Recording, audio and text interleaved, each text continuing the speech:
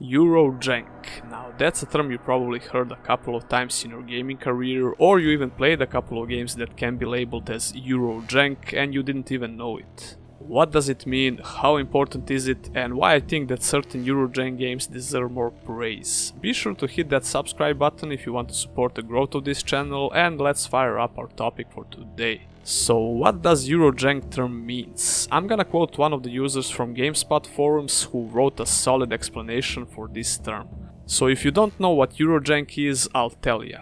It's a classification for games developed in Europe that are usually incredibly ambitious with a strong focus on gameplay depth rather than presentation, but with a lack of polish more often than not, attributed to a tight budget. Euro Jank is basically a sacrifice of graphics / presentation for gameplay depth and ambition. It's a silly condescending term, but it's recognizable and easy to memorize. This guy couldn't have said it better. But why is this important? Well, there's a few reasons actually. Nowadays, it's hard to be a gamer and not feel like you're totally getting ripped off from these big AAA publishers. This is one of the main reasons why I think that it's important to support smaller developers with big ambitions and love for their craft. Because it's not uncommon to see these small developers grow into something much bigger only because the fans recognize the quality of their products. The first Witcher game was considered as a Euro Jank game. The sequel was of much higher quality in many aspects, like voice acting and presentation,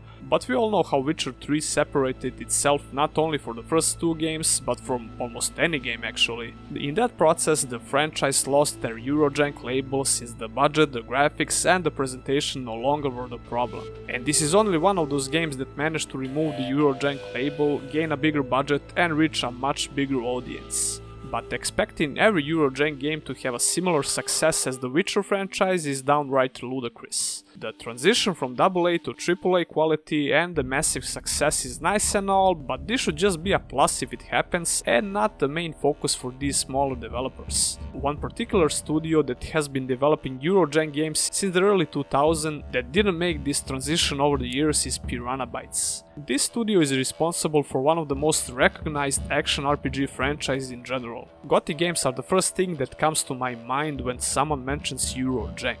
The first two games were highly praised by critics and the gamers, and this franchise gained a strong cult following that allowed PiranhaBytes to do what they love further down the line. It seems that their newer games always miss that something more to be really good and critically acclaimed. Subjectively, I couldn't disagree more, but I'll let you be the judge. Another really good game that fits right into our topic for today is Divinity Original Sin 2. Coming from another smaller studio from Europe, this game won the hearts of many RPG lovers. Highly praised by critics and the gamers for being one of the most captivating role-playing games in years. Larian Studio had humble beginnings with Lead Wars, and then they got more recognition with Divine Divinity in 2002. This small Euro Jank studio didn't fear to experiment a lot with their games, even though every single one of them were from the same universe, except from Lead Wars. From a top-down action RPG to third-person action RPG and lastly to turn-based RPG. Besides Witcher 3, this is one of those games that also managed to separate itself from the term Euro Jank, since almost every aspect of Divinity Original Sin 2 was done with high quality. I mostly mentioned RPG games since it's my favorite genre and almost my whole content on YouTube is based around RPGs,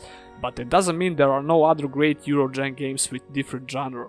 Mountain Blade series, Stalker, Metro, Dead Island, etc, etc. Someone will argue that this is a stupid term to slap on these games, but in my opinion I think it's really important, even if it's silly. I played some of these older games when I was much younger and I didn't really care about how much money is spent on making those games, didn't know what AAA is, I just wanted to play fun games and lose myself into those worlds. Try and give the opportunity to smaller developers who make big and ambitious games, Euro Jank or not, since I'm honestly really tired of all of these bullshit AAA studios with shady practices, live services and whatnot.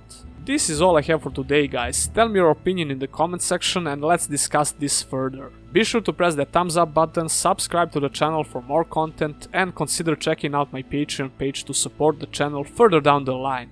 See ya in the next one.